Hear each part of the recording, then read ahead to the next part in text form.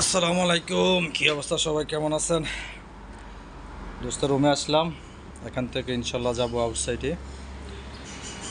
তো দোস্ত রুমে আসলাম, দোস্ত রান্না করতেছে গরুর মাংস, আপনাদেরকে দেখাই কি করতেছে দেখি। এটা হচ্ছে হল রুম।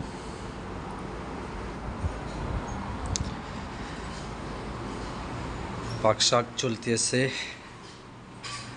কেউ তোমার পাক শেষ হয়েছে? কি করতেছে দেখি। মাংস খাইতে খাইতে শেষ, তারপরও আবার মাংস রান্না করতেছে। এটা হচ্ছে দোস্তর কিচেন রুম, এটা হচ্ছে পানের কুলার। এই যে কিছু আছে, ফ্রিজ তো খালি।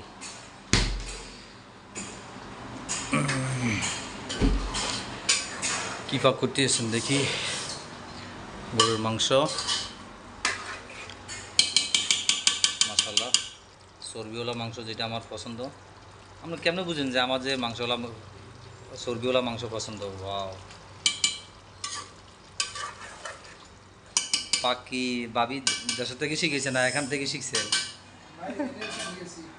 এখানে শিখছে। আমার তো ফাঁক করেন। ব্ল্যান্ডার চলেনি, এটা ব্ল্যান্ডার এটা চলেনি। রাত্রে তাহলে জুস বানা খাবাইয়েন।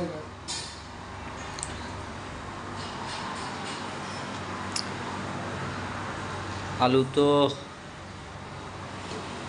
একটু পানি লন, ঠান্ডা পানি লন।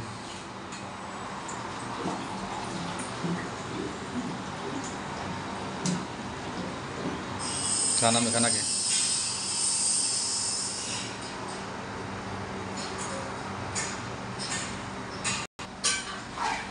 আর কতক্ষণ সময় লাগবে ভাই? আধা ঘন্টা।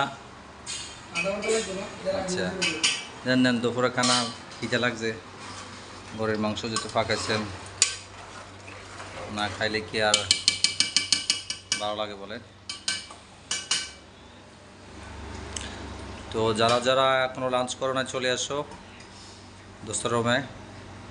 পোলাও, গরুর মাংস, পোলাও হয়ে গেছে। এটা হচ্ছে গরুর মাংস।